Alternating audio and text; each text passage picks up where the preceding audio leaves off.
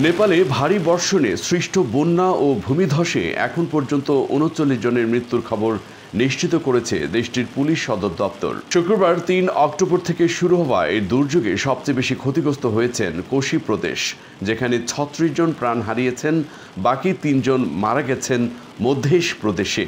সবচেয়ে ভয়াবহ ভূমিধসের ঘটনা ঘটেছে ইলামে, যেখানে ২৭ জনের মৃত্যু হয়েছে এবং এখনও ৫ জন নিখোঁজ রয়েছেন। উদয়পুরে বন্যা ও ভূমিধসে মারা গেছেন ২ জন, আহত হয়েছেন ১ জন।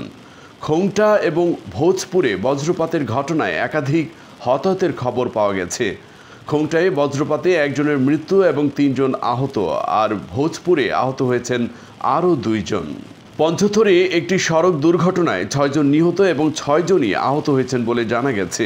মধ্যপ্রদেশ প্রদেশের রানীরহাটে বজ্রপাতে মৃত্যু হয়েছে ৩ জনের। এছাড়া বড়ায় ১ জন, রাসুয়ায় ৪ জন এবং রাজধানী কাঠমান্ডুতে নদীতে ভেসে গিয়ে মারা গেছেন আরও ১ জন।